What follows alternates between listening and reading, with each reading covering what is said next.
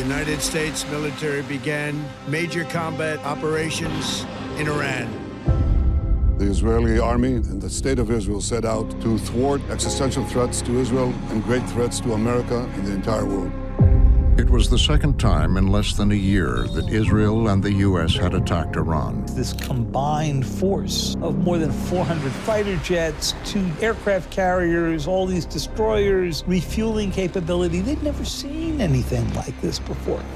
Explosions rocked multiple cities. The Pentagon saying U.S. airstrikes have destroyed hundreds of Iran's ballistic missiles, launchers, and drones. Within 24 hours, Iran's supreme leader and other top officials had been killed. His removal obviously creates a massive power vacuum. An earth-shattering moment for the Middle East. As the conflict spreads, we're seeing the Middle East absorb a wave of Iranian retaliation. There is now a second front that has opened up in Lebanon. An updated presentation of the long road to war. We're ready to roll. Drawing on interviews with officials, insiders, and experts on all sides. This film's going to cover a large swath of history. Yep. Correspondent James Jacoby traces the roots of the conflict. You've just come out of the bomb shelter? Yes, just out of the shelter, yes. From the rise of Iran's regional proxies like Hezbollah and Hamas. It was a huge threat. To the diplomatic efforts to contain Iran's nuclear program. The leaders of Iran must recognize that now's the time for a diplomatic solution. The October 7th attacks. There's an Israel before October 7th, and there is an Israel after October 7th. To the fighting in its wake.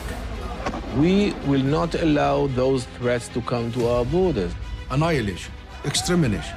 Do I need to give you numbers? We faced an aggression by Israel and by America, and then we resisted. Leading up to the current war. Dozens of young girls were killed in airstrikes that hit an elementary school. The U.S. and Israel pummeling Iranian missile bases. And uncertainty gripping the region. Intensifying military conflict, which has spiraled into a full-blown regional war. The old order is broken. The new order is emergent. Now on Frontline. We've unleashed all kinds of forces that we cannot control. Remaking the Middle East, the U.S., Israel, and Iran. This program contains graphic imagery. Viewer discretion is advised.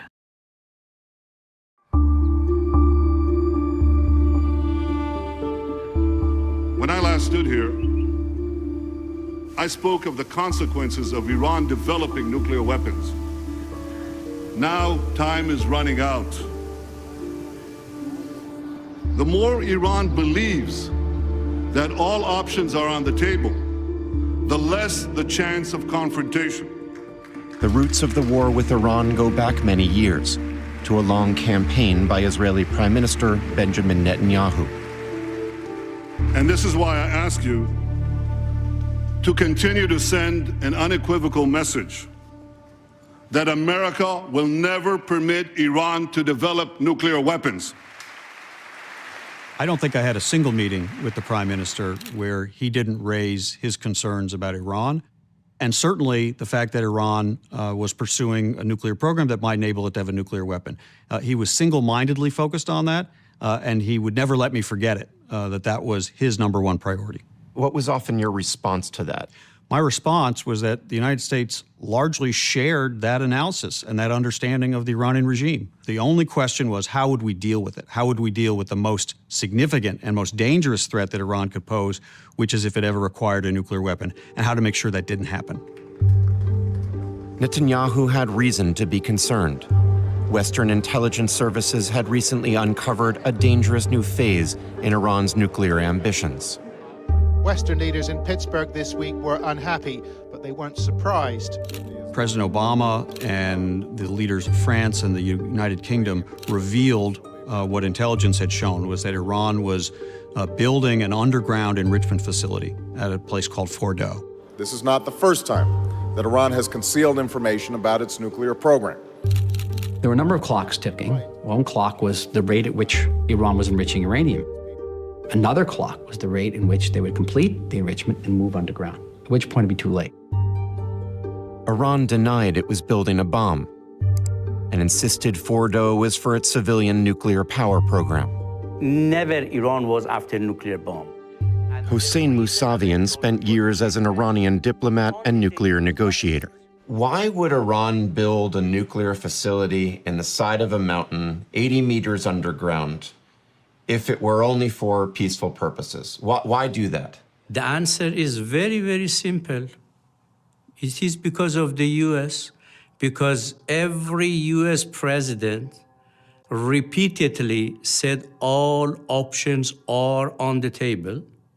It means the US may attack Iran. When you threaten a country for military strike, why they should not have their nuclear facilities under the ground? They would be crazy if they would not have done it. Tough new sanctions are designed to slow Iran's nuclear ambitions. President Obama is expected to sign those penalties into law. I'm pleased to sign into law the toughest sanctions against Iran ever passed by the United States Congress. The Obama administration had already imposed crippling sanctions on Iran and behind the scenes pursued a series of covert cyber operations against its nuclear program.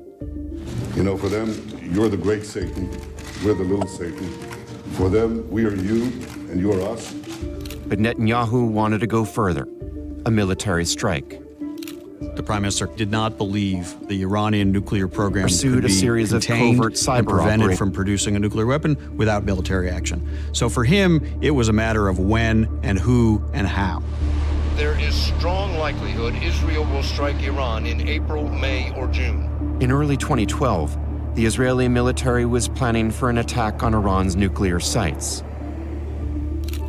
But as the possibility of a strike grew, Netanyahu's own cabinet and intelligence agencies were divided on whether to attack.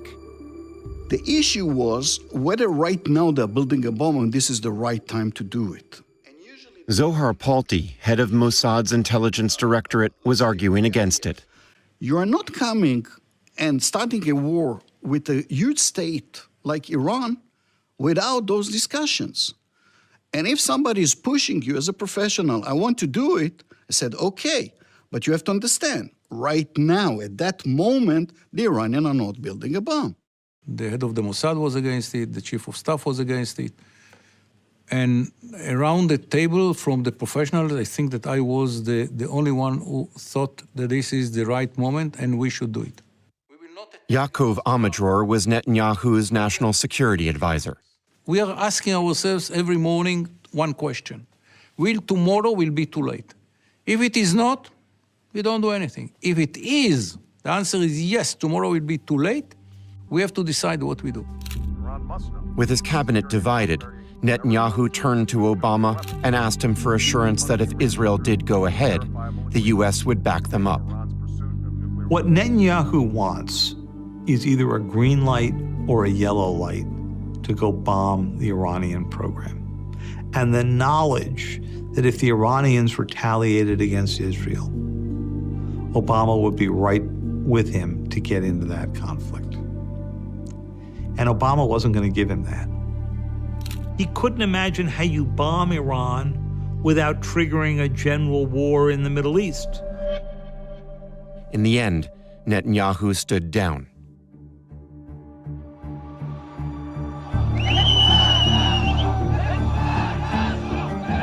The animosity between Iran and Israel goes back almost 50 years to 1979, when Iranian revolutionaries overthrew a repressive monarchy supported by the U.S. and allied with Israel. Ayatollah Khomeini, who was the chief ideologue of the Iranian Revolution, had written a lot about Israel in his proclamations, in his writings. He saw Israel as an aggressive outside force which had taken Palestinian territory, exiled Palestinians from their land. And was part of this actually enshrined in the revolutionary Iranian stance on Israel? Yes, it was part of the ideology. Eradication of Israel, restoration of land to the Palestinians was an aspiration of all Arabs, all Muslims at that point in time, and it would be the Islamic Revolution that would fulfill that aspiration. The new Iranian regime was heavily sanctioned by the U.S., which backed Iran's rivals in the region, like Iraq and Saudi Arabia.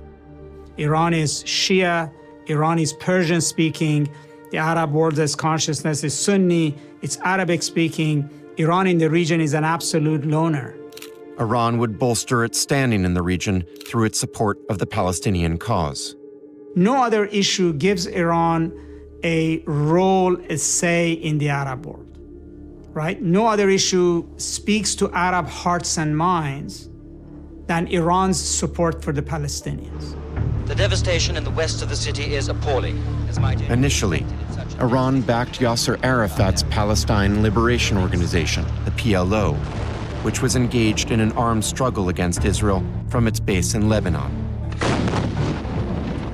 In 1982, Israel invaded and occupied southern Lebanon to drive out the PLO. Iran went on to train and fund a Lebanese Shia group to fight against Israel. It would become known as Hezbollah, Arabic for the Party of God. 120 Americans killed today. Soon after, a massive suicide bombing at a U.S. Marine barracks in Beirut would be widely attributed to Hezbollah, acting as a proxy for Iran. It left really, really bitter taste in American mouths. It really hardened America's views on Iran. These deeds make so evident the bestial nature of those who would assume power if they could have their way and drive us out of that area. But it also taught the Iranians that there was a strategy here, that you could actually extricate the West by using, call it terrorism, call it asymmetric behavior, etc. A huge explosion, apparently caused by a bomb, shattered the Israeli embassy in Argentina today. Then Hezbollah units, or those militias Iran was training, started suicide bombing against Israeli targets. We shall look for the people who are responsible for this terrible crime. By the 1990s, Israeli intelligence was growing increasingly concerned that Iran was escalating and trying to develop a nuclear bomb, a red line for Israel, the only nuclear power in the Middle East. There's already very deep animosity between Iran and Israel, and it's a very ideological animosity from Iran's perspective. So if we do the 1 + 1 + 1, we understand that there is a nuclear weapon being developed to be put on a missile that is probably destined to end up in Israel.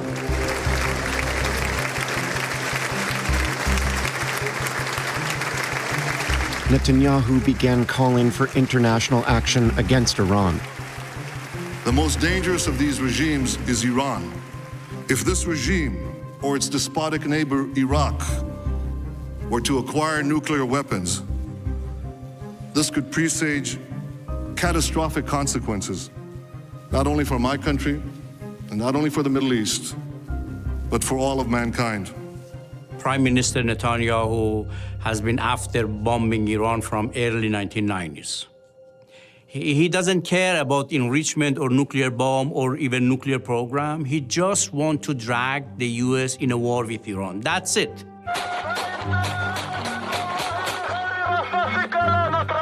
Throughout this time, Iran's proxy strategy was evolving.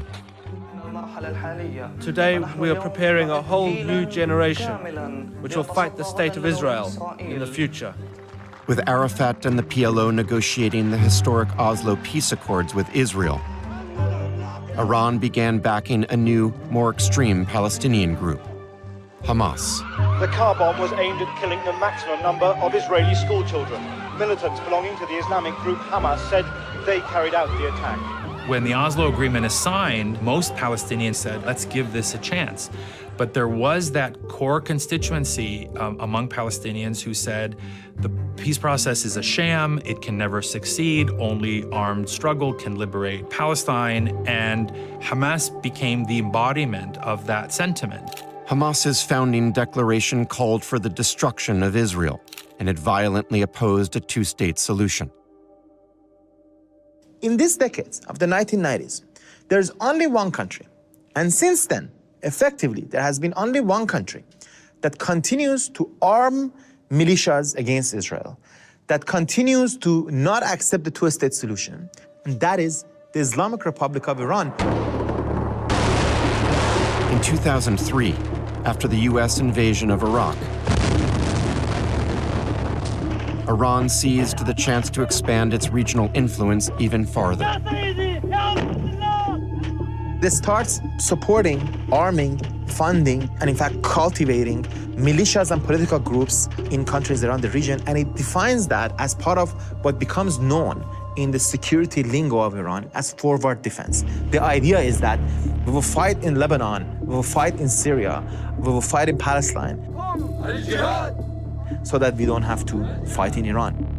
In time, this network of militias would become known as the Axis of Resistance, from the Houthis opposing Saudi influence in Yemen to Shia fighters in Iraq. The Iranian government denies the groups act as proxies, insisting they are independent organizations all fighting against Israel, which to this day it says is an illegitimate state occupying Palestinian land. We have supported, the Palestinian people in their struggle to end the occupation in Palestine. Majid Takht Ravanchi is Iran's deputy foreign minister.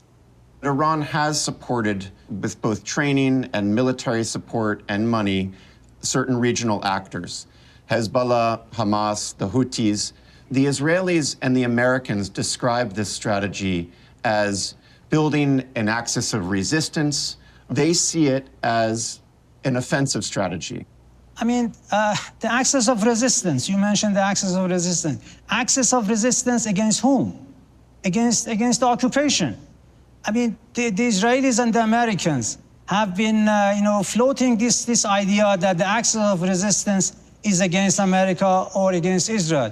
They do not say the fact that the axis of resistance was in response to occupation, in response to more than 70 years of Israeli occupation of Palestine. If they want to see an end to resistance, they should end the occupation, pure and simple. The Iranian objective, and it was not only propaganda, was to remove the great Satan, which is the United States, from the Middle East, and to wipe Israel off the map. So death to America, death to Israel. Amos Yadlin was the head of Israeli military intelligence in the years the proxy network was expanding. And basically, as chief of intelligence, I saw three main efforts. One is the proxy, supporting Hezbollah, supporting the Palestinian terrorists, the Houthis, the Assad regime, the Shia militia in Iraq. Second, ballistic missiles. And then the nuclear. Now, the professor was killed by a remote-controlled bomb. Israel began engaging in a shadow war of its own.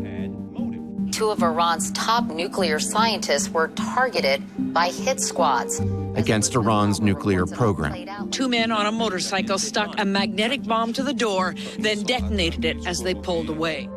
If there is someone who is very important in the process, and without him it will be delayed for a while, he will be eliminated. Cyber attacks, assassinations. Cyber attacks, assassinations, blowing some tools inside the system, agents which are going in and putting explosives here and there.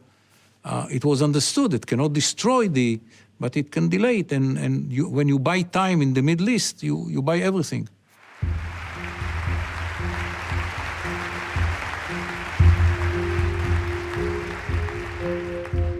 The leaders of Iran must recognize that now's the time for a diplomatic solution, because a coalition stands united in demanding that they meet their obligations, and we will do what is necessary to prevent them from getting a nuclear weapon. By 2013, having refused to support an Israeli military strike on Iran the year before, President Obama was now pursuing his own strategy. He wanted to negotiate. When we set up the early stages of the negotiations, it was very secret. It was a very small group. I was chief of staff to the president at the time. There were half a dozen people who knew that the conversation was going on.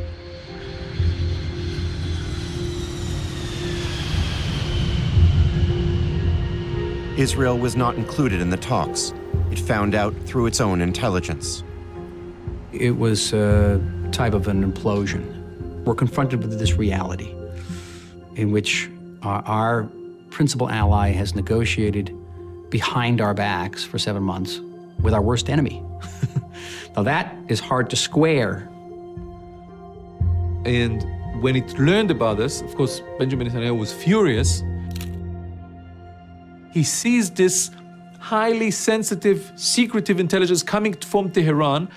The Iranians are happy. The American delegates are making concession after concession. And it leads, I think, naturally to harshen the line against the US government and say, this is a very bad deal. You are going to make a very bad deal. This is a bad deal. A very, very bad deal. It's the deal of the century for Iran. It's a very dangerous and bad deal for peace and the international community.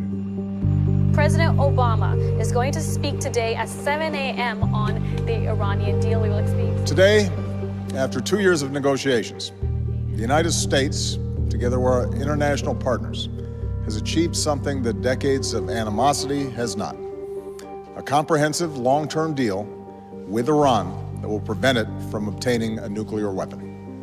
In the summer of 2015, the Joint Comprehensive Plan of Action, JCPOA for short, was signed by the US, Iran, and 5 other countries over Israel's furious objections. What a stunning, historic mistake. It restricted Iran's nuclear activities in exchange for lifting economic sanctions and put in place intensive monitoring by international inspectors. The objective of the agreement inside the Obama White House was to make sure that the Iranians always were at least a year away from being able to produce a weapon, on the theory that if they ran for it, we'd see them and there would be political time to react. It cuts off all of Iran's pathways to a bomb. There were problems with this agreement. The provisions expired too early. The Iranians demanded that they get dwindled down over time. By 2025, as we speak today, they were supposed to be allowed to produce more and more uranium. By 2030, the agreement would end. At some point, the question is, if you want to stop something as significant as Iran getting a nuclear weapon, is that a worthy objective? Are you better off with no deal or the best deal you can get? We thought, and I continue to believe, that the best deal you can get was something that left the United States, Israel, and the world safer. I mean, to those who would say that a deal was better than no deal, how do you respond to that? Always deal is better than a war, but it should be a good deal. That wasn't a good deal.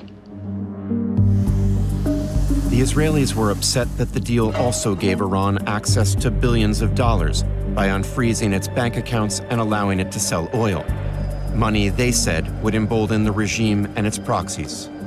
The notion that Iran got the money as a result of sanctions relief and spent on certain groups or certain parties in the Middle East, that is far from the truth. In fact, we spent lots of money that we received from the sanctions relief on our economy. JCPOA was welcomed not only in Iran, but by the whole international community as a success story of diplomacy. In spite of Iran's denials, the so-called axis of resistance grew in the wake of the deal.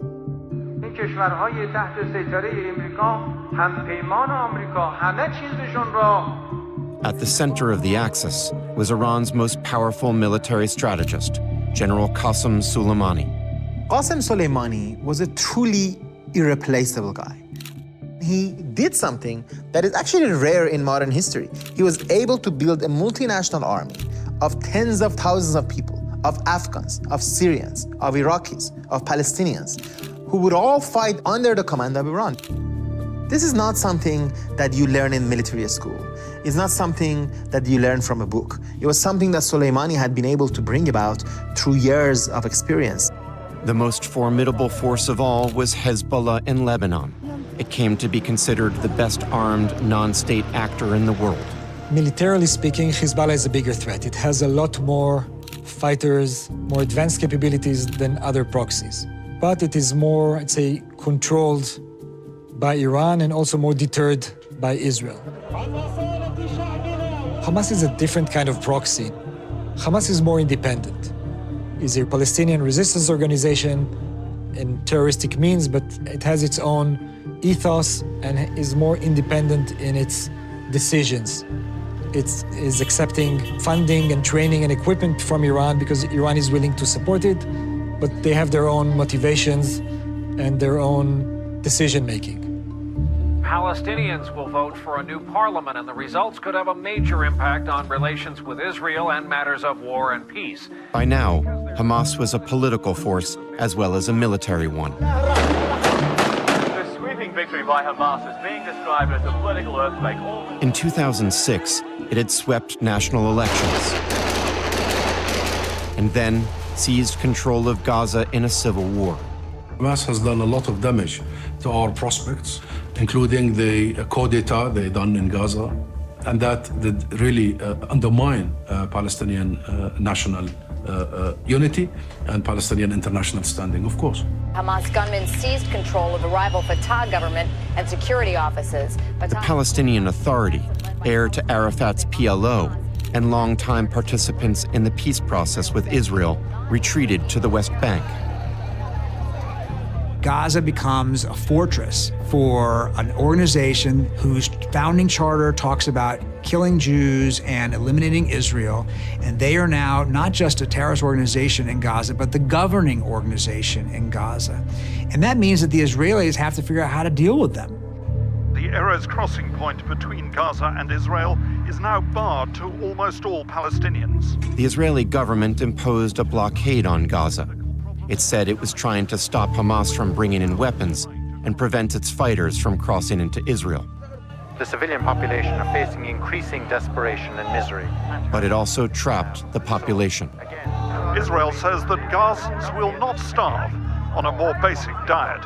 The notion that you could keep 2 million people locked up indefinitely with no real economy, who are entirely dependent on Israel opening and closing the border to allow movement of goods and people in, where majority of the people are now impoverished, I think was not only absurd, but also quite cruel.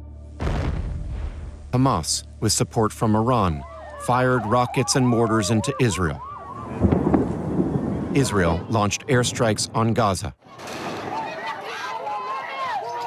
I don't suggest that the number of casualties be the determinant of what is proportionate and who's in the right. Benjamin Netanyahu used the violence to amplify his long-standing concerns about prospects for a Palestinian state. Netanyahu believes that if you have a Palestinian state in anywhere approximating the 67 borders, the potential for peace is zero, that the capacity for Israel to maintain its security, even in the state it's in now, will be radically diminished, that Hezbollah to its north will be stronger, the problem of Gaza will not be in any way remotely solved. Syria, Iran, shall I go on? Rockets are still being fired into southern Israel. But Netanyahu also thought the threats on Israel's borders could be contained without engaging in all-out wars. The whole building demolished.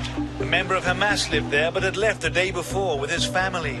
For years, most notably in Gaza, he would pursue a fateful strategy known as mowing the grass. So the idea was, from time to time, there will be a round of hostilities. Hamas will be beaten hard. This will establish deterrence. Let's keep them on a very low level of capabilities. This notion that every so often there would need to be predictable rounds of violence, mowing the grass, as Israelis call it, only to result in reinstating the status quo that existed before the violence, was an untenable situation.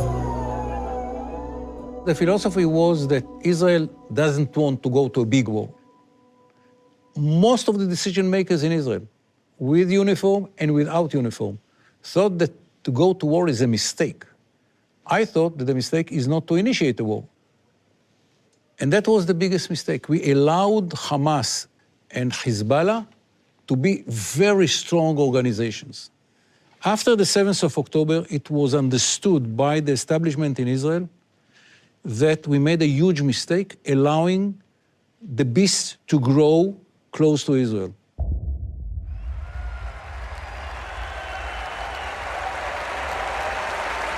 Thank you. The volatile dynamic in the region would begin to shift with the rise of a new American president. I speak to you today as a lifelong supporter and true friend of Israel. My number one priority is to dismantle the disastrous deal with Iran.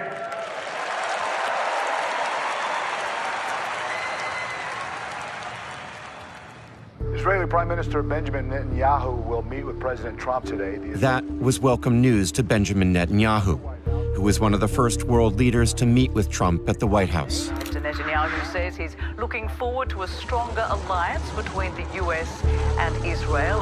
Netanyahu arrived with a plan to create a unified front against Iran, a vision for a new Middle East, where Israel made peace deals with its Arab neighbors. Netanyahu felt very strongly that that's something we should pursue. We can seize an historic opportunity. And I would say, pushed it pretty hard. And I believe that under your leadership, this change in our region creates an unprecedented opportunity to strengthen security and advance peace. It was a radical idea that challenged decades of conventional wisdom about the Middle East. The dogma was basically there'll be no peace between Israel and its Arab neighbors unless and until you solve the Israeli-Palestinian conflict. And I believe that the great opportunity for peace comes from a regional approach, from involving our newfound Arab partners. Trump liked the idea, and on his first trip overseas, courted Iran's rivals in the Gulf.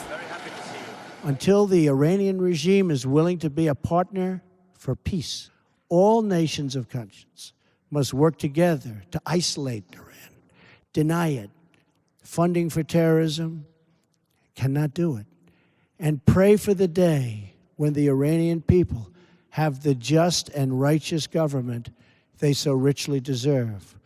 He had a receptive audience.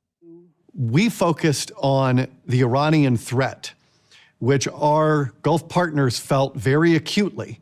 They had viewed the Iran nuclear deal as a betrayal. And the president comes in and says, we're going to stand up to Iran together. We're going to counter Iran together. We're going to get out of the Iran nuclear deal. And this is what our Arab partners and Israel were waiting to hear after 8 years of the Obama administration. President Trump is reviewing whether the U.S. should stay in the Iran nuclear deal or cancel it. President Trump's efforts to get out of the deal would get a boost from an Israeli intelligence operation inside Iran. It was about 2 years in the making by the Mossad until the night of January 31st, 2018. This heist was like the most brilliant, movie-worthy operation. There's this warehouse in a nondescript part of Tehran. The Israelis figure out that it houses the entire nuclear archive. And they do a raid on it. They ship this stuff out when they figured the Iranians wouldn't be looking. Then they begin pouring through it. I was leading the team that analyzed the findings of the nuclear archives once it arrived, providing us with a comprehensive understanding of Iran's past nuclear weapons activities. Iran lied. Big time. Netanyahu seized on it. This is where they kept the atomic archives, right here. Now, from the outside, this was an innocent-looking compound. It looks like a dilapidated warehouse. But from the inside, it contained Iran's secret atomic archives locked in massive files. The idea behind the press conference was that we have this amazingly important information to tell the world about Iran. 55,000 pages. Another 55,000 files. What was the bottom line? Prior to 2003, there was an active bomb project. After 2003, not so much. Incriminating blueprints. It left you with very little doubt that the Iranians were trying to deceive the inspectors about past nuclear activity. But that didn't tell you very much about the present day. Again, you don't have to read Farsi to understand this. This is U-235, that's enrich uranium. Netanyahu spun this very skillfully to say to the inspectors, the Iranians are pulling your chain. Was there any evidence in this trove of documents that the Israelis obtained in Tehran that the Iranians were out of compliance with the nuclear deal that Obama had struck with them? Well, Iran was in technical compliance with the deal. But if the Iranian regime was serious about its nuclear program being peaceful, then what are they doing keeping a warehouse full of tens of thousands of pages on how to build a nuclear weapon and not disclosing it to the Obama administration? Iran continues to lie. The Iranian government called Netanyahu's press conference childish and ridiculous. Arif said this. We never wanted to produce a bomb. Yes, you did. Yes, you do. In the atomic archive. And claimed that the documents were fake. The nuclear deal. With all due respect, sir, what was the purpose, what was the reason Iran would have a warehouse in Tehran in which there were documents about how to build a bomb? No, I cannot, concur with the news that that warehouse was full of, documents related to so-called Iranian nuclear weapon program. The Israelis needed to create certain documents so that they could persuade President Trump in terms of leaving the JCPOA. The most important value of the press conference was a way of giving more ammunition, adding fuel to fire to say that this was an awful deal. The nuclear deal gives Iran a clear path to an atomic arsenal. In that press conference, Prime Minister Netanyahu's most important audience was President Trump. President Trump will make his decision on what to do with the nuclear deal. I'm sure he'll do the right thing.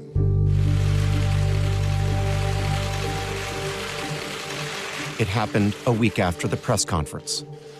I am announcing today that the United States will withdraw from the Iran nuclear deal. He'd go on to impose severe sanctions and boast about it on Twitter. After we got out of the deal, we reimposed economic sanctions. Trump called it maximum pressure. What was the strategy of maximum pressure? What was the actual aim of it? If you put enough pressure on Iran economically, the hope was, at least my hope was, the people would rise and say, we're not going to put up with this anymore. You spent billions of dollars on nuclear weapons, on supporting terrorist groups. People of Iran have not benefited at all, and we're done with it. America will not be held hostage to nuclear blackmail. President Trump made a very big mistake. He destroyed the mutual trust, mutual confidence, backing of the negotiations or endeavors, not only Iranian endeavors, but also all of the international community. Because after the JCPOA, all of the international community welcomed it. And President Trump destroyed all of these achievements in international arena. Inside Iran, Trump's move emboldened hardliners in the government and military. I think what the Revolutionary Guard took away from Trump coming out of the deal was that their belief that the United States never intended to make peace with Iran was validated. So the wing of the regime that argued that the only way to back the United States off is by being aggressive had won, and they became empowered. And that would continue all the way to eventually the Israel-Iran war. From Iran's president, an ominous threat. Hassan Rouhani delivered an almost instantaneous response. Tehran warns it may restart its uranium enrichment program on a, quote, industrial scale. No longer constrained by Obama's deal, Iran would start increasing its uranium enrichment. When the U.S. withdrew, I wrote and I said many times that more sanctions and pressures using the Iranian nuclear issue would lead to more enrichment, and Iran will increase the capacity and the level of enrichment to show to the U.S. that they are not going to capitulate under pressure and they will resist. ما الان بالای تقریبا داریم به 6 کیلو میرسیم، 5.5 فکر می‌کنم حجم غنی‌سازی اورانیوم. After we left the Iran nuclear deal, it wasn't a surprise that Iran started increasing its enrichment levels. We expected that to happen. But we thought that that illustrated the problem. What does it say about the Iran nuclear deal that Iran is able to restart it so quickly and to increase its enrichment levels to such a degree? During the first Trump term, Iran's nuclear capabilities continue, if not accelerate. The proxies grow stronger. So what was the net effect of maximum pressure during the first Trump term? I don't think we applied maximum pressure. I think it's great rhetoric, but it didn't really work. We had to do more. We should have done more to undermine the regime in Iran. Iran's top general, Qasem Soleimani, taunted Trump. We had a clash of personalities. The bombastic Soleimani with his global fame, certainly regional fame, and President Trump. His favorite word is the tough guy. They start posting memes about each other, Games of Thrones memes, and Soleimani starts giving speeches. He calls him Trump the gambler. به شما میگویم آقای ترامپ قمارباز. And he used this phrase. There's kind of a bit of a cheesy line. It's almost like a B movie in Hollywood, but the Iranian military leaders love to repeat it, which is, you started this war, we will finish it. این جنگ را شما شروع میکنید اما پایانش را ما ترسیم میکنیم. The heated words turned into action. U.S. intelligence indicates the unprecedented attack on Saudi oil fields originated from Iran. Iran and its network of militias launched a wave of attacks in the region. And this intelligence over recent weeks had led them to believe that Iran or its proxies may have had a Soleimani was also stepping up his support for Hamas. Soleimani used money, guns, effectively an unlimited blank check, giving them suitcases full of cash, giving them advanced military equipment, not just any military equipment, logistical, military trainings, which at the time didn't all look to be relevant. Some of these trainings included attacks from the sea. They included paraglider attacks, tactics that were later used in October 7, 2023.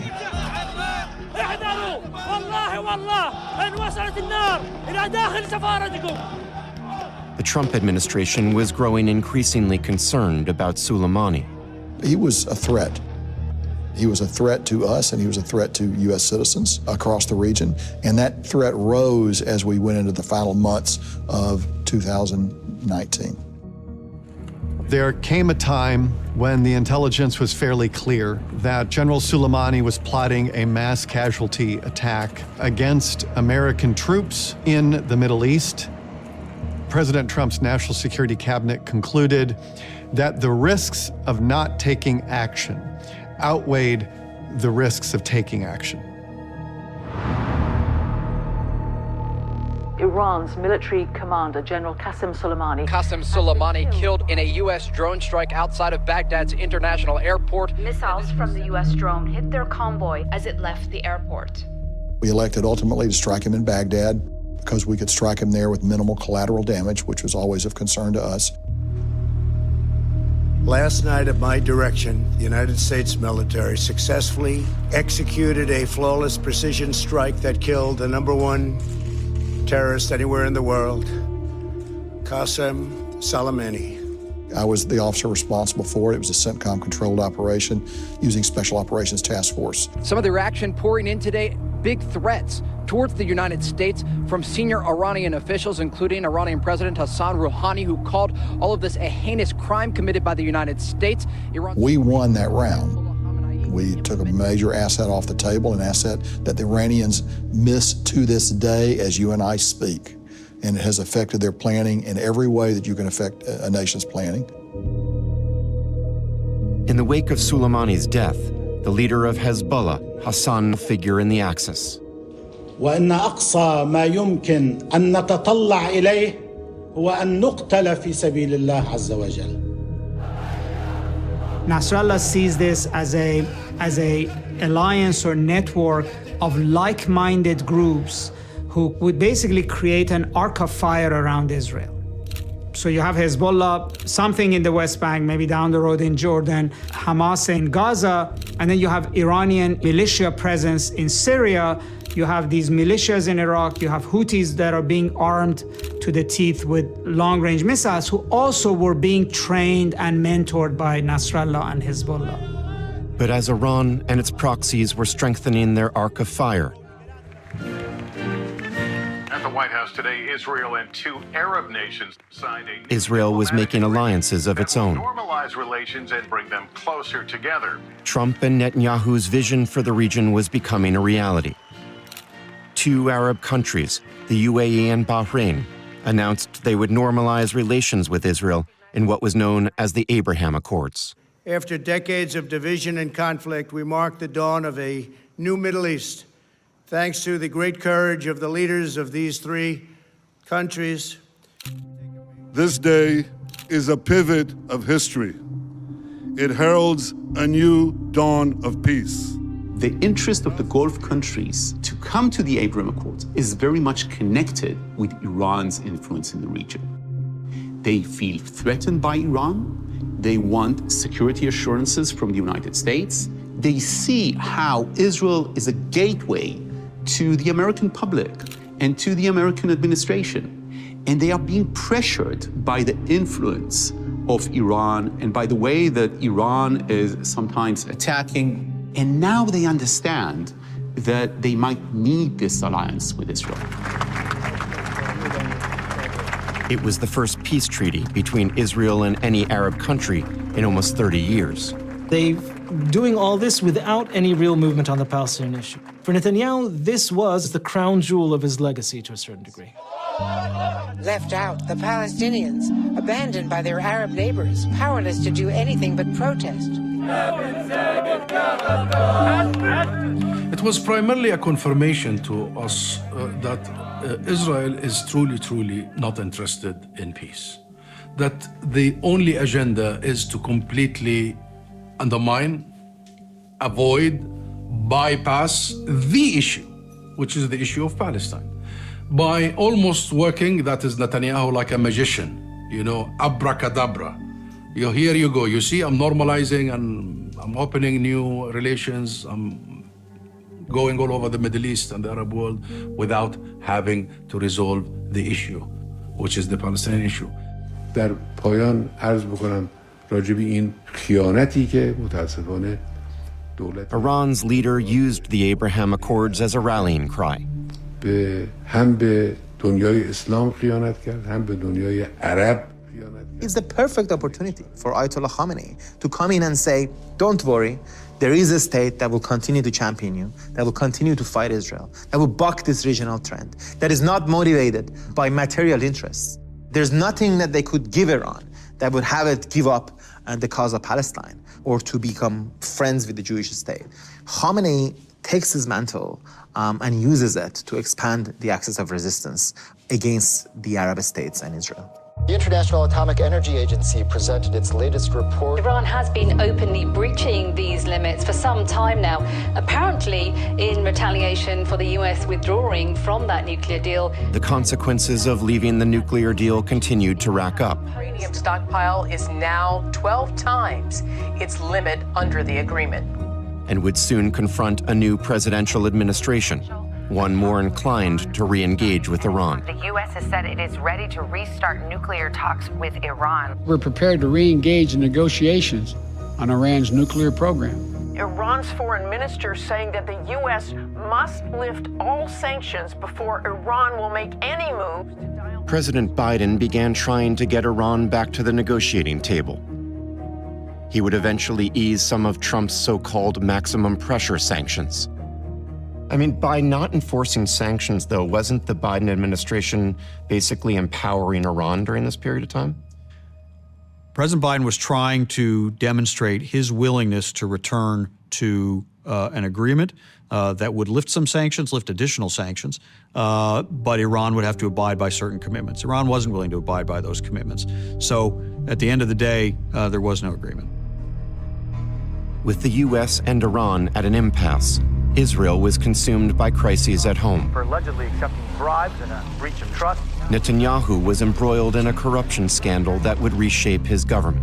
His own personal affairs lead eventually to 3 different indictments on criminal charges, including bribery, charges that he has always claimed are bogus and are an attempt to persecute him.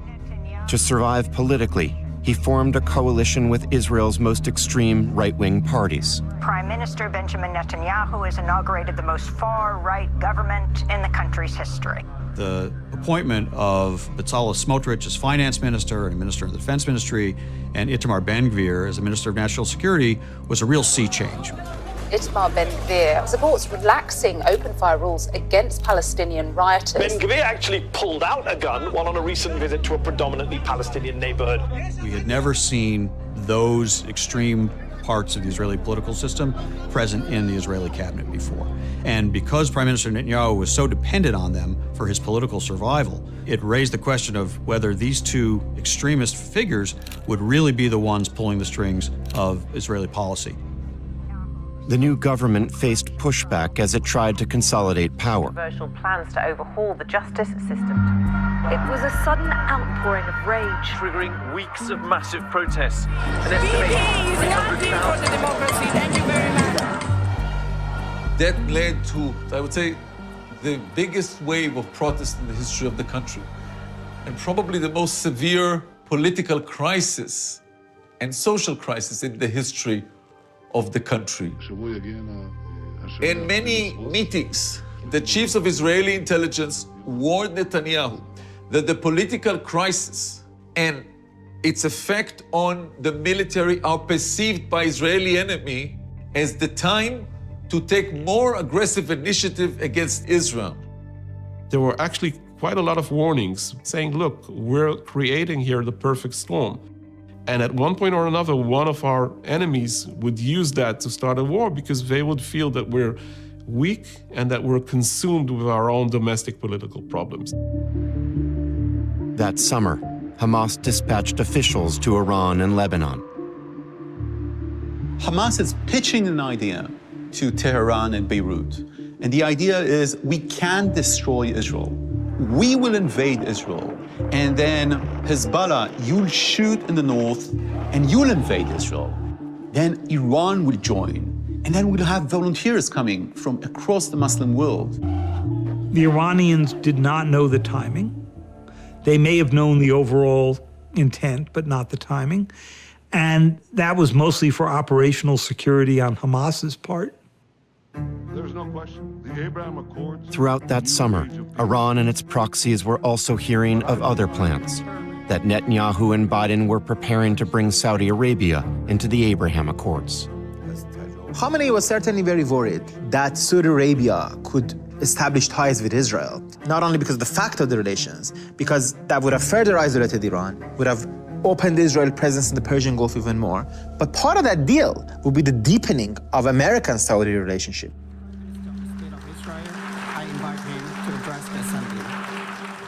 By late September, Netanyahu was talking about it on the world stage. He said, we are going to have peace with Saudi Arabia, and the Palestinians should not have a veto on that. I've long sought to make peace with the Palestinians. But I also believed that we must not give the Palestinians a veto over new peace treaties with Arab states. Which is, in a different language, from my point of view, the Palestinians can off. Sorry, but excuse my French. Now, for years, my approach to peace was rejected by the so-called experts. Well, they were wrong. Peace between Israel and Saudi Arabia will truly create a new Middle East.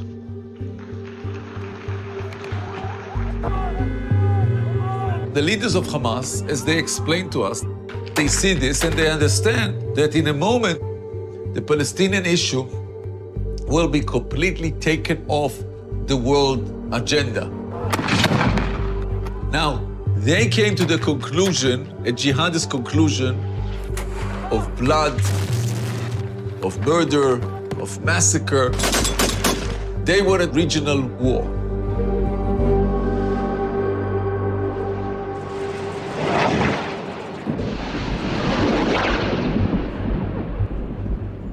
This morning, Hamas opened a murderous surprise attack against the state of Israel and sent dozens of fighters across the country's heavily fortified border area of the Gaza Strip. We failed. We failed. The IDF was built in order to prevent such incidents. The militants infiltrating multiple cities in Israel. Such sins we saw, raping and killing Jews for the sake of being Jews. We were thinking that we can contain this threat. We can live our lives and they will live their lives and that's it. And we allowed this threat to grow and grow to the extent they launched the attack on October 7th. The architect of the attacks was Yahya Sinwar, the Hamas leader in Gaza. It became clearer over time that Sinwar had really jumped the gun. Now, it's not to say that Hamas had not discussed such prospects with Hezbollah, with Iran, but on the day of, it appears, from everything we've seen, that he really decided to go for broke himself without coordination. October 7th would transform Israel's security strategy and the region. It was understood in Israel that we have to change the whole sentiment and the way that we are acting in our neighborhood. We will not allow our enemies to build capabilities that might endanger the existence of Israel. And it was a very important lesson from the 7th of October. But we will take it on about the future of the Middle East. The mistake that we did before the 7th of October will not repeat itself. It's been a day that has shocked this country. Their defenses breached with ease. The scale of these attacks, waves of attacks, are absolutely stunning. Israel is at war. We didn't want this war. It was forced upon us in the most brutal and savage way. But though Israel didn't start this war, Israel will finish it. Israel says it's on war footing. Now the mission is to destroy Hamas. Israel itself is striking back, launching its own airstrikes. Within hours, Israel began bombing Gaza, and Hamas called for the rest of Iran's axis to join the fight. إخواننا في المقاومة الإسلامية في لبنان وإيران واليمن والعراق وسوريا. هذا هو اليوم الذي تلتحم فيه مقاومتكم مع أهلكم في فلسطين. Netanyahu feared an all-out attack was imminent. So the Prime Minister and I spoke that day. He laid out his concern about how Iran and its proxy forces beyond Hamas would try to take advantage of this situation and hit Israel hard at a moment when Israel, frankly, was reeling. Now, ask from the Biden administration was first and foremost to send deterrent messages in words and deeds to both Iran and Hezbollah. Our senior leadership were concerned about Hezbollah, lest Hezbollah follow Hamas. The Lebanese militant group Hezbollah has gotten involved in the fighting. On October 8th, Hezbollah began to fire rockets into northern Israel. There was an exchange of fire between Hezbollah and Israel. A senior Hezbollah official pledged solidarity with the Palestinians who carried out attacks on Israel. The nation is with you. Our heart, minds, souls, our history and guns and rockets and all that we have is with you. An escalation along one of the most volatile borders in the region. October 7th really was a point at which this circle of fire went into offensive action against Israel. The balance seemed to be in Iran's favor. I mean, its axis was ascendant, had Israel on its back heel. It seems clear we are heading for a wider war. The U.S. is moving a carrier strike group and more fighter jets to the region. I have to say, we came perilously close to a much broader regional conflict in that first week, in the fog and the friction and the unknowns.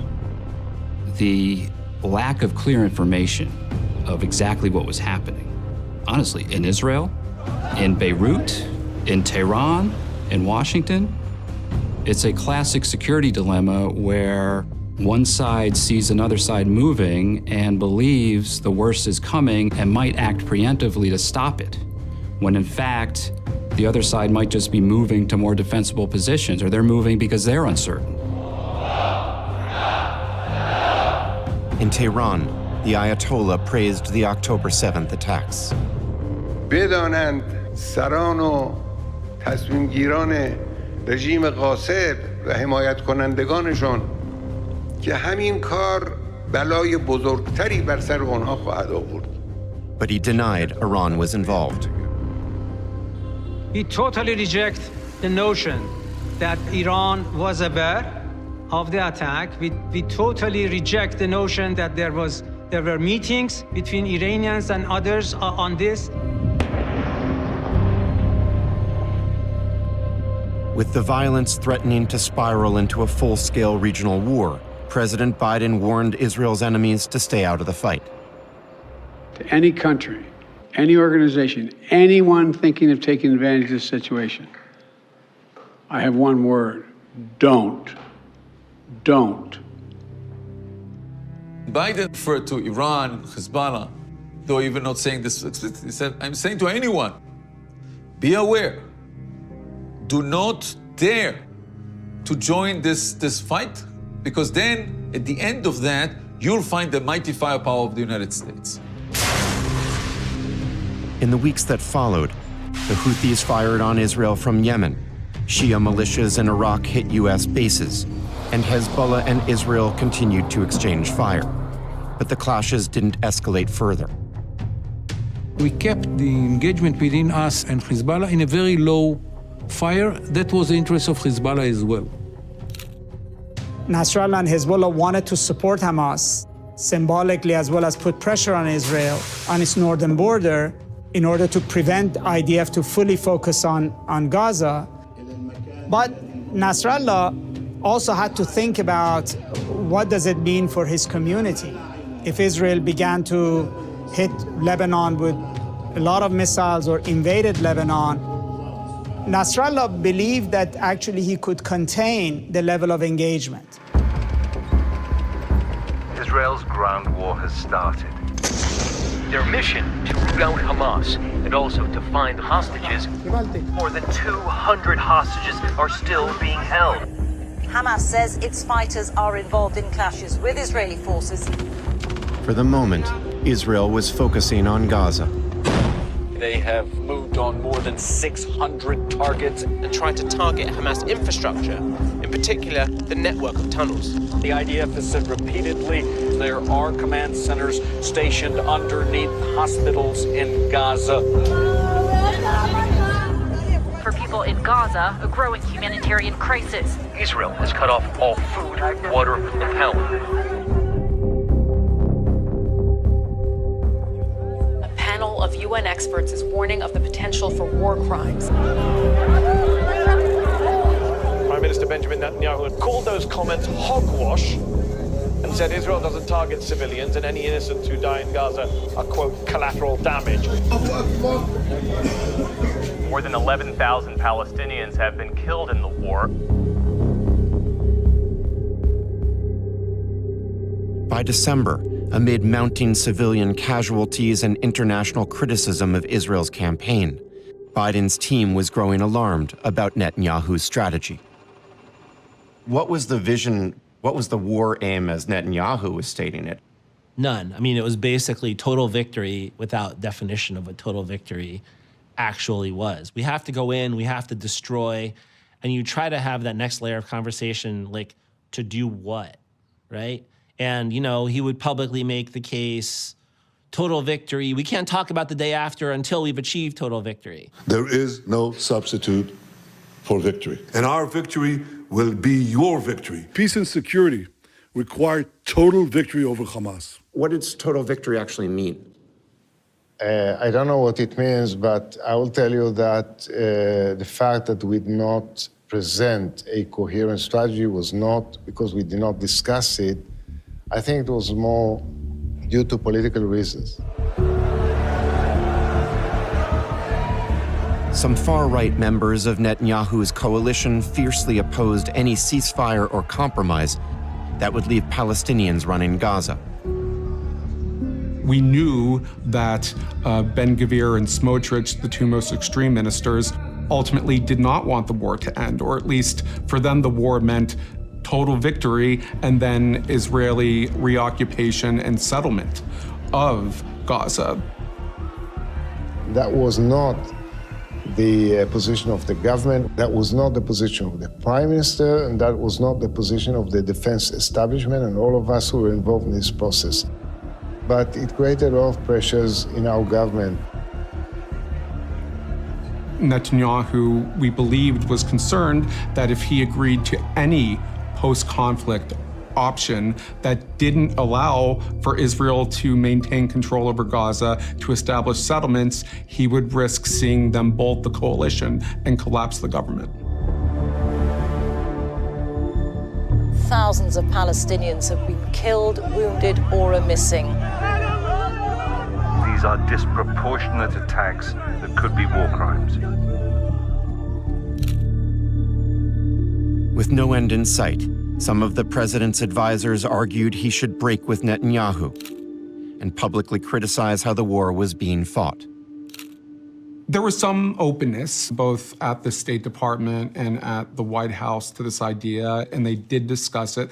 I think ultimately the concern was that if we demonstrated daylight with Prime Minister Netanyahu, it would embolden Israel's enemies. So Hamas would be encouraged because they would think the U.S.-Israel relationship was breaking up. Hezbollah would escalate. Additional proxies would get involved. Iran might see an opportunity. 6 months into the Gaza offensive, it appeared that a full-scale regional war had been averted. Then, in April, Israel made a provocative move against Iran. Iran is accusing Israel of attacking its embassy complex in Syria. Eliminating one of Tehran's most senior military commanders. Killed in what they described as an Israeli airstrike which targeted... Israel attacked Iranian embassy in Syria. They killed high-level IRGC commanders. It was an attack on Iranian territory. The Iranians took it as we hit their own sovereignty because they claimed it was their embassy building. It wasn't. It was a building next to the embassy, and we made our calculations, and we were ready for any implications for this action. Iran's Supreme Leader Ali Khamenei has led Eid prayers in Tehran.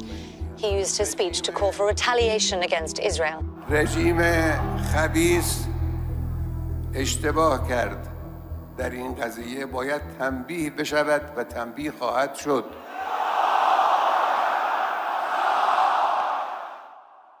Were you concerned that basically Israel had just escalated the war?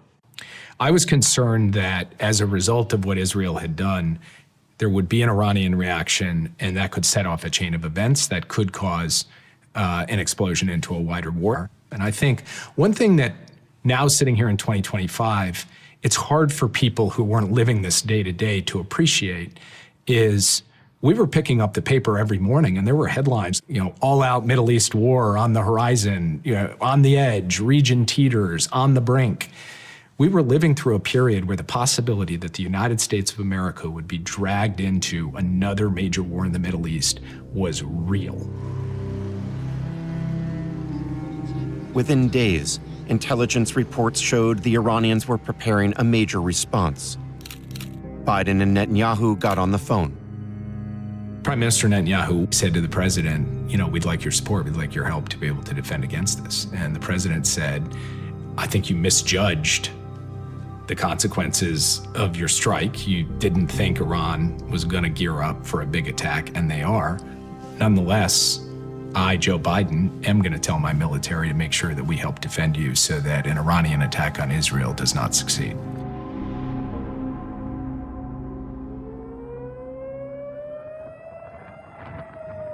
Tonight, we are in uncharted, unprecedented territory. Iranian drones on their way, apparently, to attack Israel. In April 2024, Iran finally does something that it had never done before. It attacks Israel directly. It finds a justification to say since Iranian diplomatic territory in Damascus was attacked, Iran could now attack Israeli territory directly. Israel's air defenses called to action. Fighter jets battled waves of Iranian drones and missiles. This is the first time that Iran has done a direct conventional military attack against Israel. They had used their proxies, they had used terrorism, they had used every dirty trick in the books, but never had they directed their military to load up a bunch of missiles and drones and fire them from the territory of Iran to the territory of Israel. So this was a watershed moment. Almost all of the drones and missiles were destroyed before they reached their targets by a military coalition including Israel, the United States, and several Arab countries.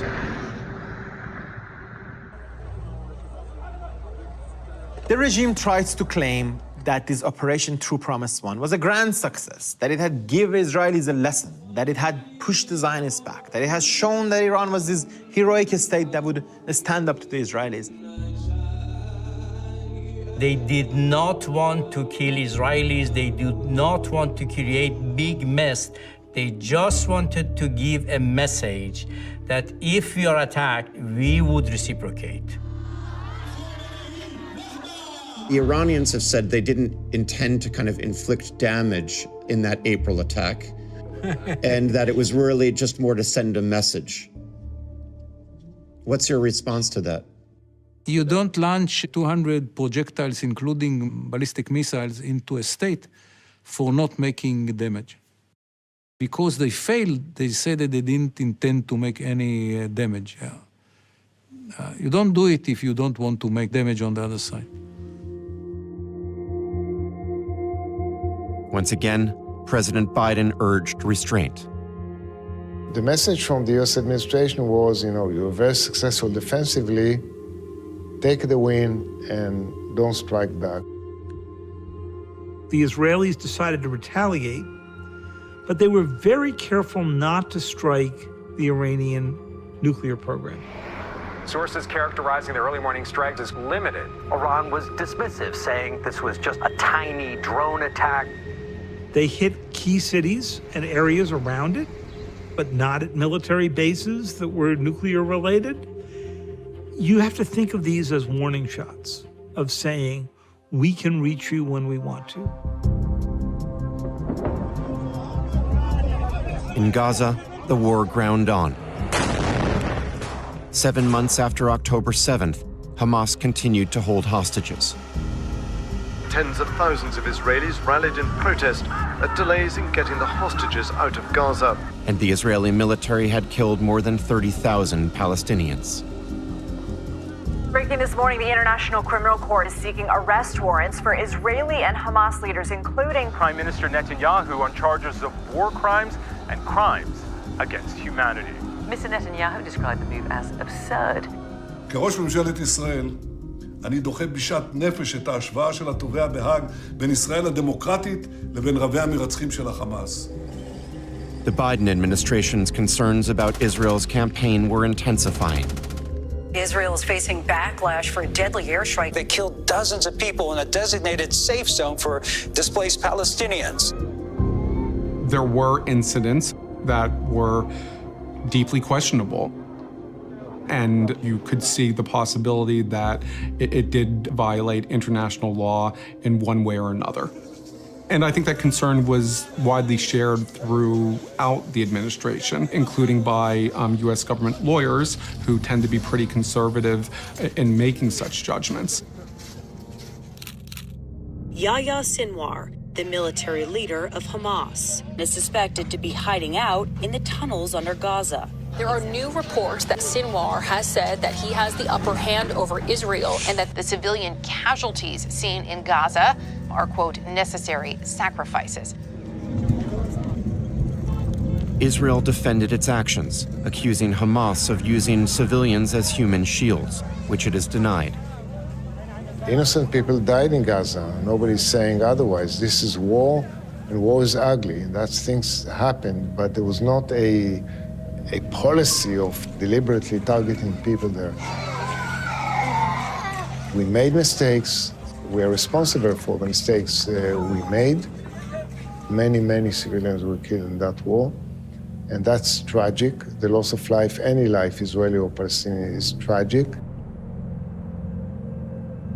But pressure was mounting on the U.S. to rein in Israel's assault. The U.S. should revoke the license of exporting arms to Israel. There has to be an arms embargo, and then Netanyahu will listen.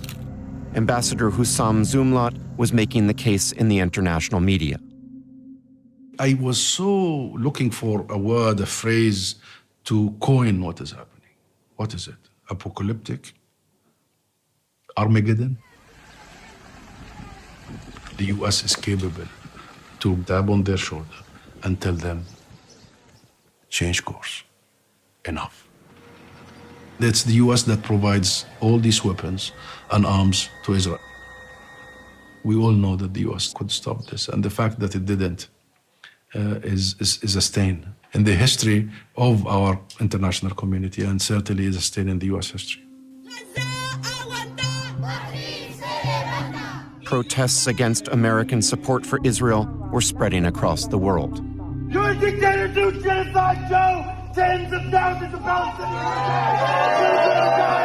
Genocide, Joe! Has got to go! Demonstrators demand an end to U.S. support for Israel amid the humanitarian crisis and devastating death toll in Gaza. To those who want to know whether the United States used all of its leverage, you know, it's the superpower in this relationship, to basically avert a catastrophe, civilian deaths, humanitarian disaster in Gaza. What do you say to those who say that the president did not use all the tools he had at his disposal to basically avert a catastrophe? I think the main argument that people make in saying President Biden should have exercised more leverage on the prime minister is that he should have stopped the flow of weapons to Israel. That was the main source of leverage that people tend to focus on. Stop sending weapons to Israel. And I understand the logic of that. I have my doubts about even if we had done that, it would have stopped Israel from taking the actions they did, but set that aside. President Biden decided he was not going to cut off weapons to Israel because they weren't just fighting Hamas. They were fighting Hezbollah, the Houthis, the Syrian militias, the Iraqi militias, and they were taking attacks from Iran itself. And President Biden wasn't going to leave Israel high and dry when it was facing a multi-front war.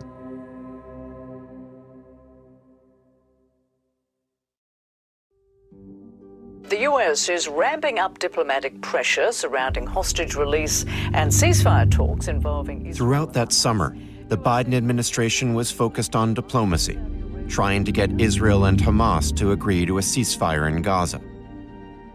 But Israel was planning to take the conflict to another level. At a certain point in the summer last year, Defense Minister Gallant said to us, I have plenty of bullets, but I've run out of targets. He didn't have large targets to go after to achieve this breaking down of Hamas's military organizational capabilities. Behind the scenes, the IDF believed they had made enough progress against Hamas to take on Hezbollah. When we felt enough confidence that we can contain the situation in Gaza and to move enough forces to Lebanon, we did so. And we acted. And we acted very sharply, very precisely.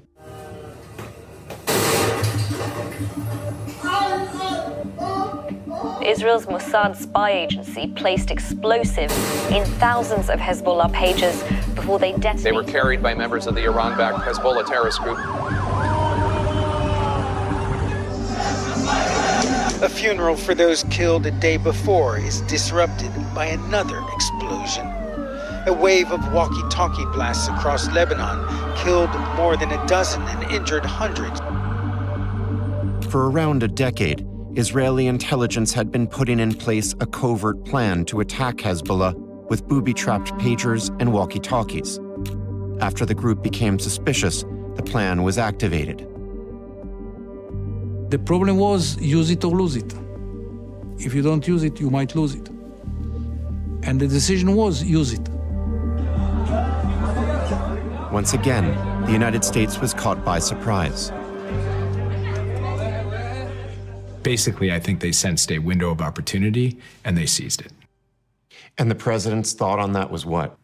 First, it was, wait, why did you work with us on this whole ceasefire thing? So we did feel that they veered off down a different road than the one that we had been coordinating on and working together. But at the end of the day, in short order, dismantling the effective capability of a murderous terrorist organization that also has American blood on his hands is a good thing for the United States and a good thing for the region.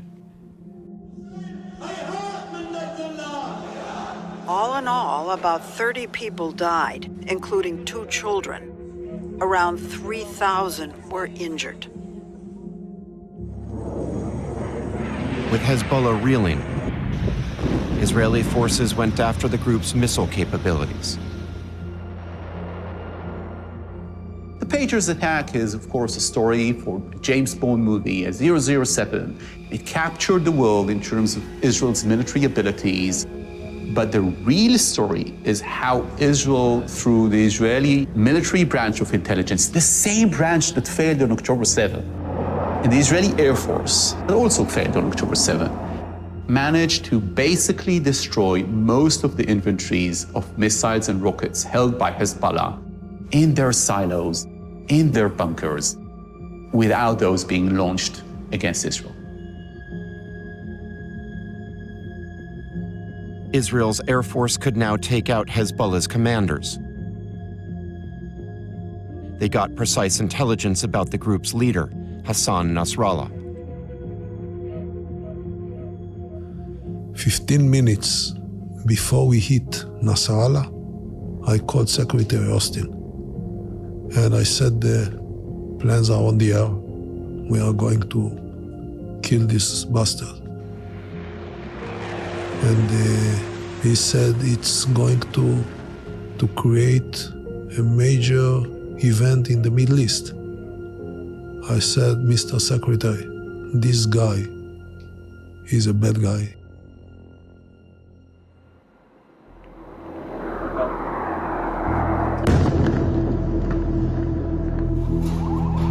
A stunning escalation in Israel's fight against the Iran-backed terror group Hezbollah. Tonight, Israeli Prime Minister Benjamin Netanyahu said his country had settled the score with the killing of the group's longtime leader, Hassan Nasrallah.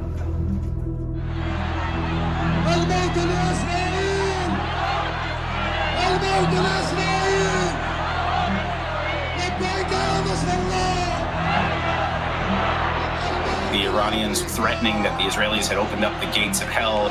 This was a major momentum shift across the entire Middle East. The Biden administration message to you was, don't escalate, let's not risk a regional war. It doesn't seem as though the Israelis really heeded that advice. Israel felt that it had to do what it had to do. Again, you have to understand the psychology of Israelis after October 7th. I think the main psychological gap between us and the administration was that we felt this is an existential situation. After October 7th, we cannot end this war with Hamas standing, with any of our neighbors being able to hit us this way. Nowhere, no more. After Nasrallah's death, there was no major response from Hezbollah. If you would have told me in 2022 that in the days that we will assassinate and send Nasrallah to hell, that there will not be one missile over Tel Aviv. I will ask you, what have you drunk? What have you smoked? It seems like not possible. The collapse of Hezbollah was possible not just because Israel was very clever, but also because Israel was willing to carry out the kind of operations that other countries might not do. The kind of impunity with which Israel operated in Gaza without getting any pushback from Europe or the United States carried into Lebanon as well.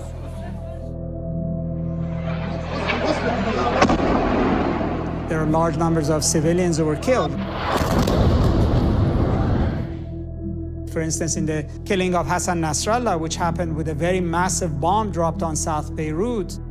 So the assassinations, the pager attacks, etc., were successful, largely because Israel was willing to accept the civilian casualties and the collateral damage that it would involve. We are not aiming at civilians. We are not aiming at innocent people. But civilians are dying. James, you are right. This is the environment we are living in. I would prefer to fight an enemy who prefers to fight me with his weapons and not using his own civilians as human shields. 4 days after the assassination of Nasrallah, the retaliation came, direct from Iran.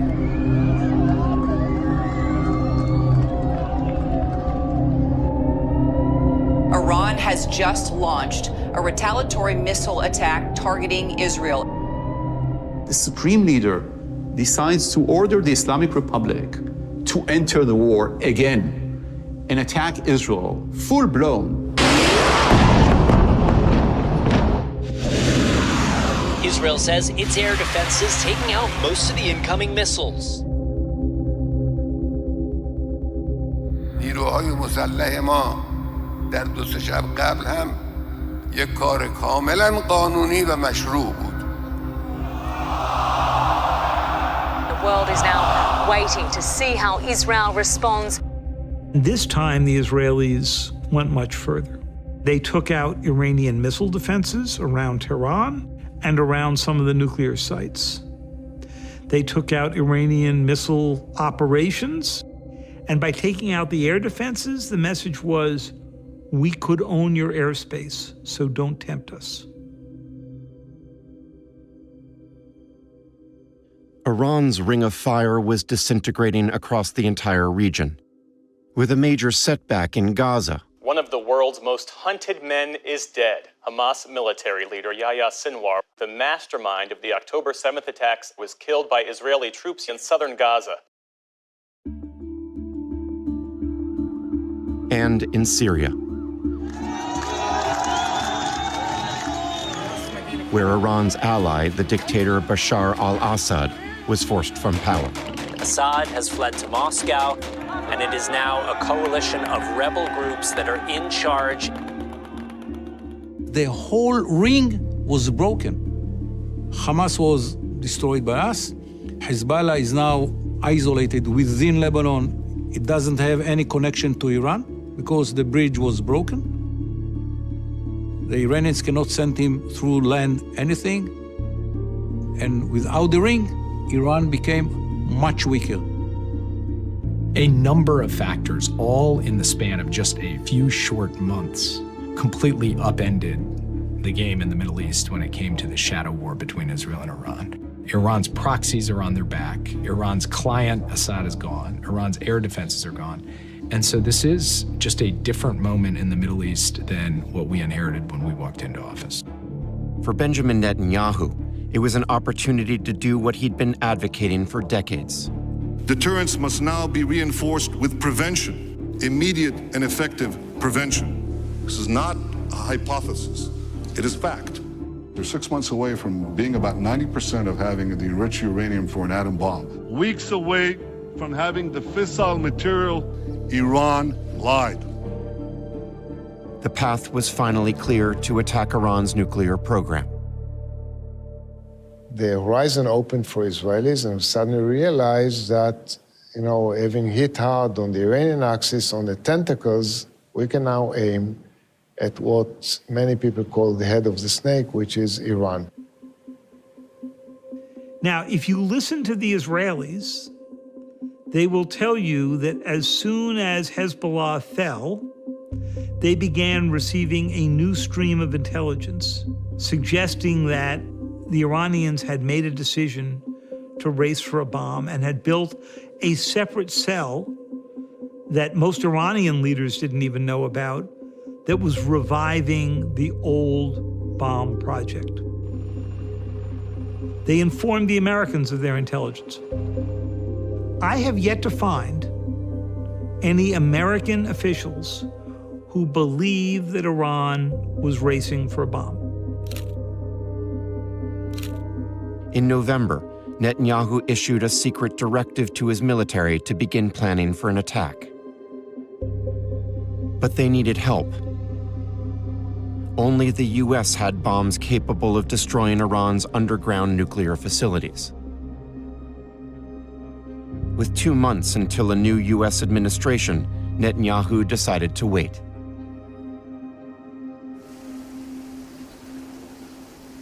So I want to thank you all for being here. Thank you very much. And thank you. Benjamin, thank you very much. Thank you, Thank you, Mr. President.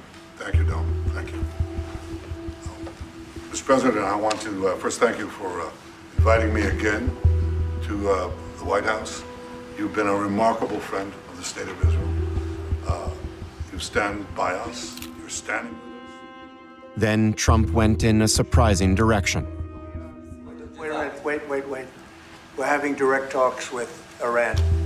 And Trump announces that he is going to open up negotiations with the Iranians to see how it goes. And I think everybody agrees that doing a deal would be preferable. You can just see Netanyahu's discomfort in his seat. It wasn't supposed to happen like this. He was supposed to have, in the Oval Office, the great Iran hawk. But it's getting to be very dangerous territory. And hopefully you don't have to be a great psychologist to see how unhappy Netanyahu was with the idea of another prolonged negotiation. Officials from the U.S. and Iran holding high-stakes. A few days later, in Oman, negotiations began between the U.S. and Iran. Both sides said going into these talks that they were looking for some sort of deal. The Iranians want those crushing economic sanctions lifted. The Americans want to see restrictions on Iran's nuclear program. You know, we started negotiations in good faith, and Iran was sincere in its desire to arrive at a conclusion in terms of its nuclear program. From the American side, they were also showing signs that they were also eager to find an agreement with Iran. Will you give us the readout on the Iran talks, sir? I think they're going okay. What was your, what well, I can't Mr. tell you because nothing matters until you get it done. From Rome, where this morning Iran and the United States are sitting down for a new round of talks on Iran's nuclear program. A lot is at stake, and there's every sense that time is ticking for these sides to reach a deal. Trump had given a 60-day deadline to agree to a deal. The Israeli government was absolutely convinced that the Iranians are just trying to stall the negotiations. They're just playing for time, said the Israelis to their American counterparts. The president means what he says, which is they cannot have a bomb. As talks progressed, Trump's chief negotiator, Steve Witkoff, suggested a compromise was possible. So this is going to be much about verification on the enrichment program. Witkoff publicly said, well, maybe the Iranians could go back to the same kind of enrichment levels they had in the Obama deal. Well, everybody leapt on that, me included, and wrote stories saying he's talking about reviving the Obama-era deal. This was not what President Trump wanted to be reading. The administration took a hard turn and said, no enrichment, zero enrichment in Iran. For the Iranians, this was a red line. dismantling of all Iranian enrichment facilities, which was impossible. They knew it's not going to happen. Trump is telling Iranians, a nation with 7,000 years of civilization and history, he tells them, when you negotiate with me, unconditional surrender. Of course, Iranians would not accept it. The sixth round of Iran-US nuclear talks is planned as the two sides remain locked in a standoff. Trump gave the Iranians 60 days, and during those months, I heard from people here in Israel around the Prime Minister, they kept on saying, watch out for the 60 days. Israel's military was now preparing an attack on Iran's nuclear facilities. During the discussions and deliberations in the cabinet, the closed cabinet, and with the chief of staff, Netanyahu was very clear. He said, go do your stuff, make sure it's a stunning success, and upon that success, I will bring President Trump. So he knew his thought, gamble, whatever, is if Israel succeeds, if it is indeed a stunning operation, President Trump would want to be part of the success.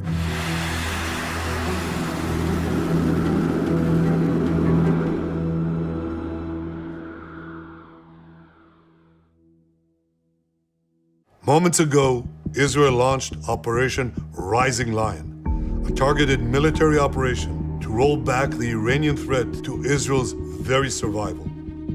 More than 200 fighter jets were aimed at Iran's main enrichment facility. Iran state TV says the strikes killed several top military leaders and nuclear scientists. We took them by surprise, and we attacked all these targets simultaneously and repeatedly for 2 weeks. They caught many of the military leadership, the head of the Air Force and others, asleep in their own beds. The Israelis put missiles right into their bedrooms and killed them. It was a war which was based totally on intelligence. Israel succeeded to kill probably more than 12 very sophisticated, the hardcore of weaponization group scientists. We will not have a second Holocaust, a nuclear Holocaust.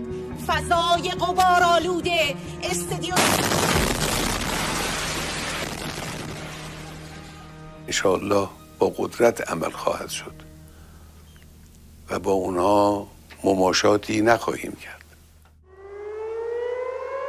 Iran's retaliation has begun.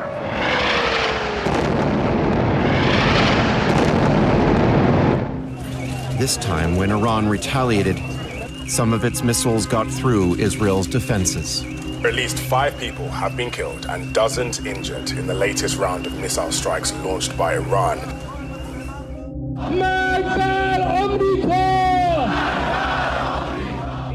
Iran accused the U.S. of using the negotiations as cover. And I could hear people are chanting, "Death to America." They say enabled the war. When the Israelis attacked us, that showed that the Americans have approved this. Now we have realized that they have been cooperative in the course of aggression from day one. How can anybody else trust the Americans when they say something? No current Trump administration officials would agree to be interviewed. At the time, the president said that the U.S. had nothing to do with Israel strikes. I've never found any evidence that the Israelis got a green light from the White House. I think they got a yellow caution light, which was, you go do this, you may be in it for yourself. As the Israelis were increasingly successful, Trump began, in that usual Donald Trump way, to want a piece of the victory. We're doing pretty well. Right now, we're doing pretty well. Remember, Iran cannot have a nuclear weapon. It's very simple. I gave Iran 60 days, and they said no, and the 61st, you saw what happened. And meanwhile, a back channel developed about whether the U.S. would now be willing, since the Israelis had cleared the way, to go after Natanz and Fordo. On June 19th, President Trump's spokeswoman said he was taking time to decide whether to join the war. I will make my decision whether or not to go within the next 2 weeks. From the beginning, that 2-week utterance from President Trump was tactical deception. He had already approved the plan. He signed the execute order the next afternoon, and the planes were in the air the next day. The United States has entered Israel's war with Iran. American stealth bombers and submarines launched a massive coordinated attack. Unprecedented strikes against Iran's nuclear enrichment sites. Iran's key nuclear enrichment facilities have been completely and totally obliterated. Iran, the bully of the Middle East, must now make peace. President Trump and I often say, peace through strength. First comes strength, then comes peace. For decades, Iran thought that it could say death to America and death to Israel without actually fighting these countries. Now it knows how fighting Israel looks like. It also knows that even Donald Trump, who had banked so much of his political career on not wanting to start forever wars or not wanting to wars, he would not hesitate from attacking Iran.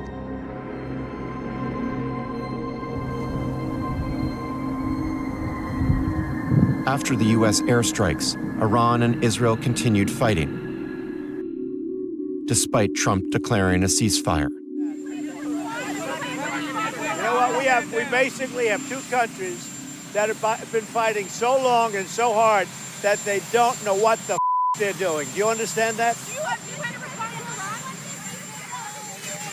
But soon, the war came to an end.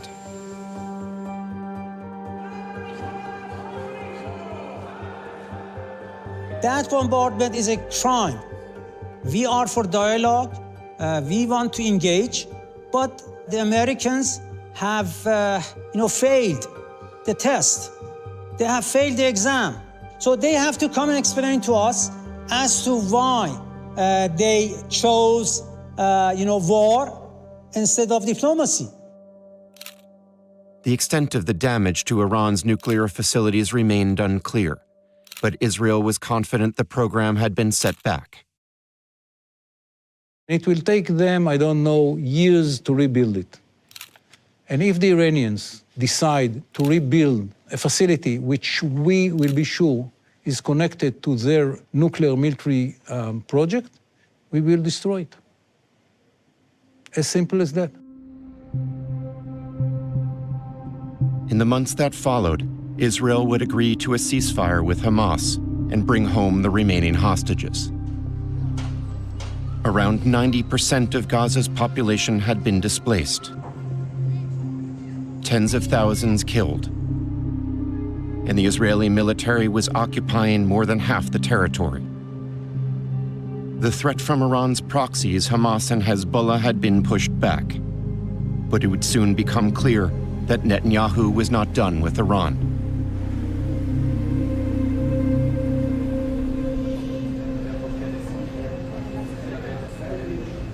In late December, Netanyahu arrived at Mar-a-Lago with fresh concerns about Iran. Israeli intelligence claimed that the regime had been rapidly replenishing its ballistic missile stockpiles.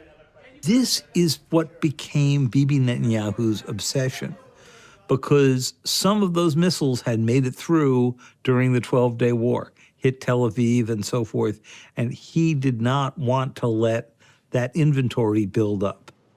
And he begins lobbying on that point. We've never had a friend, even close, a friend, as President Trump in the White House. Netanyahu makes a very strong case that he needs to go after the missiles, that he'd love to do it with the United States. It's not clear to us yet whether Trump was sold on this at that time. Iran may be behaving badly. It hasn't been confirmed. But if it's confirmed, look, they know the consequences. Consequences will be very powerful. maybe more powerful than the last time. Then, in January, The protests in Iran have grown. The crackdown more deadly. dramatic developments inside Iran started moving Trump towards taking action. President Trump is now warning that if Iran kills peaceful protesters, the U.S. will intervene. The administration all of a sudden begins a huge military buildup around Iran. And the topic matter turns from human rights to the nuclear program again. Although neither Trump nor Netanyahu were presenting new evidence of an imminent nuclear threat, satellite imagery was showing cleanup work at sites that had been bombed in June. Along with an aircraft carrier, Trump once again sent Steve Witkoff, as well as his son-in-law Jared Kushner, armed with even bigger demands than the last time. We're putting absolutely maximalist goals on the table, and unless you come to the table urgently and sign, I'm going to attack you. And there was absolutely no evidence that anything of consequence has had happened with Iran's nuclear program between June of 2025 and January of 2026, which would warrant this kind of urgency. I'd rather make a deal. It's got to be a good deal. No nuclear weapons, no missiles, no this, no that, all the different things that you want. But some people worry that they've been very dishonest with us over the years, right? Behind the scenes at the White House, Netanyahu continued to press for going to war. Netanyahu comes with a message to the president, which is, we're going to go ahead. And by the way, when we go ahead, go ask your own guys what's going to happen to you, because the Iranians are going to respond by hitting U.S. bases. So you might as well join us at the beginning, because you'll end up joining us in the first 12 hours anyway. Donald Trump's answer was essentially, okay, we'll do it together.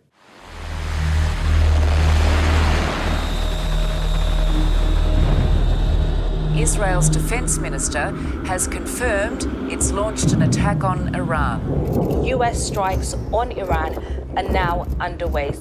Within the first 24 hours, the strikes had killed Iran's supreme leader and other top officials. The supreme leader of the Iranian terrorist regime is dead. U.S. and Israel pummeling Iranian missile bases deep underground. A reported airstrike hit a girls' school over the weekend. The regime began launching missiles into Israel and at U.S. bases in the region. Strikes in Doha, where the Al Udeid Air Base is located. 6 Iowa Army reservists killed in Sunday's strike. Intensifying military conflict, which has spiraled into a full-blown regional war. We are defending ourselves. We have not started this war of aggression. This war has imposed on us, and we will continue to defend ourselves to the best of our abilities. With the fighting intensifying, the Trump administration has offered differing justifications for the war. The more you listen to the rationales, the more confusing it gets, because the rationales keep changing. Iran's a very powerful country. They were going to take over the Middle East.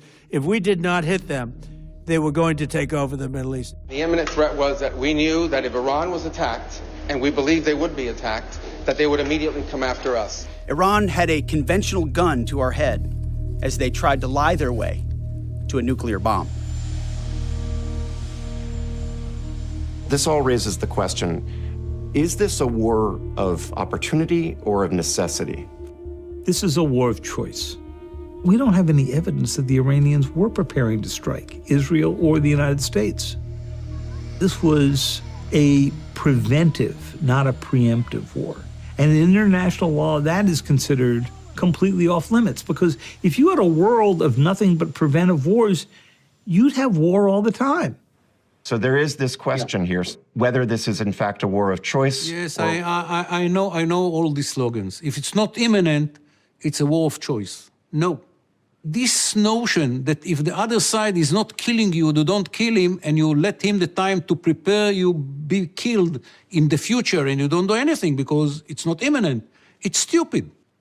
This is the mistake that we did before the 7th of October.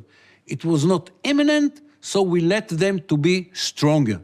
And when they felt they are strong enough, they surprise us. At least Israel is not going to behave that way in the future. I mean, doesn't that fly in the face of what international law is all about? Maybe, but we know what is the alternative. In recent days, Israel has begun a new offensive against the remnants of Hezbollah in Lebanon. Dozens of people, more than 50 in fact, have been killed. Hundreds of thousands of people have been on the move. At what point does this war end? When both sides, the Americans and the Israelis, will sit together and say, they are weak enough. The regime, whoever will be the regime, cannot harm not Israel, not the neighborhood, not America for sure. What we want to destroy is the ability of the Iranians to attack others. Speaking on American television, the Iranian leadership has remained defiant. They have, started this war unprovoked, unwarranted, illegally, and what we are doing is legal act of self-defense, and we have every right to do that. President Trump is now threatening Iran with complete destruction and has promised a new regional order. There is a new Middle East being made because the series of wars since October 7th has actually broken the old Middle East. But the result of these wars has not been satisfactory. There is not a peace treaty or an end game for Gaza. There's not an end to Lebanon that all Lebanese see as good closure. There is no end to Syria yet, and there is no end to Iran yet. You're not going to end up with peace and prosperity without actually laying the political foundations for it. The military foundations is fine, many people are celebrating it, the destruction of the axis of resistance. But what is coming in its stead? What's the political settlement that's going to heal these wounds? It doesn't exist yet.